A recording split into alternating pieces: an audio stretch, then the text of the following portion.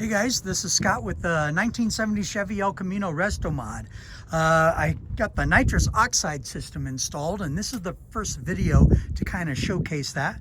I'll take you under the hood, I'll take you into the back of the truck where the bottle's located, and then we'll jump inside and we'll take a look at the controls and do a purge. So I use the 2010 and later Chevy Camaro kit, which has the solenoids built into the manifold, and this fit into the XT ProFlow 4 from Edelbrock.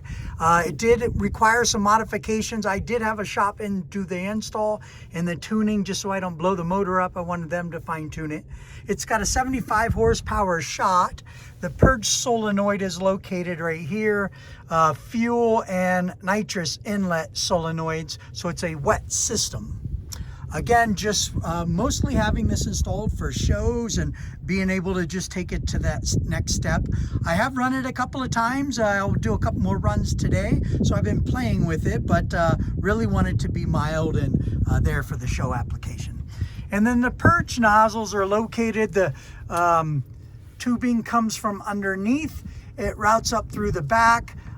It's got a soft poly line and then hard lines located here. And then I body color sprayed the nozzles. The nozzles come out of the hood cowls located right here on each side with even spacing. So that's under the hood. If we take a look in the back, this is the setup into the bed, and I have the bottle located right here on a typical mount. It does have a remote bottle opener, and then I just recently bought a gauge system, and I don't have the gauge hooked up at the bottle, but I do have it hooked up at the fuel pressure line. And so the purpose of this is to give me fuel pressure as well as bottle pressure. I do have a blanket on the bottle, but no heater on the bottle. Again, mostly for show. And then pretty clean install. I have the grommet going underneath and then the lines running up to the front. I also have the electronic pieces for the remote bottle opener, as well as this line here, which isn't connected yet. This is gonna be connected to the pressure switch, which will be located right there in the bottle. So the bottle's got some pressure in it. I'll wait until the next time I have to go and get it filled, and that's when I will install that bottle pressure switch. All right, if we take a look inside the vehicle,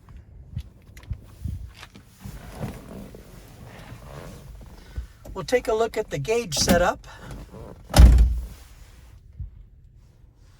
All right, I'm going to zoom out a little bit. So on the gauges, the panel is located here. Let me turn it on.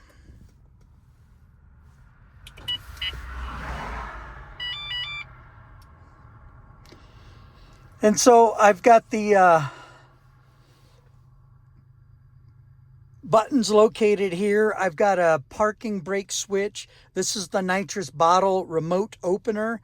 Garage door opener, underglow lights, and then line locks, which is yet to be installed. The pressure switch is located here. So this is a glow shift. It's got, I think it's a 10 color. Of course, I have it set to blue, and it's got pressure, fuel pressure over bottle pressure. And bottle pressure is blinking right now since it's not yet installed. All right, so to operate this system, I did some electronic maneuvering in order to get what I want. And so let's start by turning on the bottle, and you'll hear the solenoid activate. It's a 5-second turn on.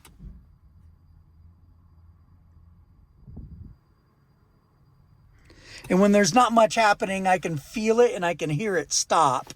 So it's just a momentary switch on and off. And then if we take a look at the CarTech controller, it's got 8 buttons. I have nitrous connected here, and the purge button is located up here.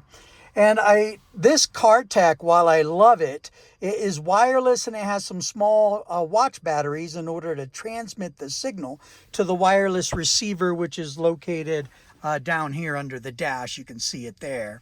And so it was really important, because it doesn't have any LEDs, that I have some sort of an LED system so that I know in case I accidentally hit a button and turn something on without knowing.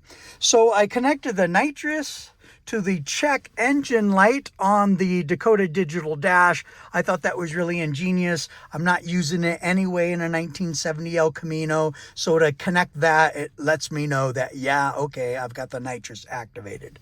And then once the nitrous is activated, that will also activate the purge button.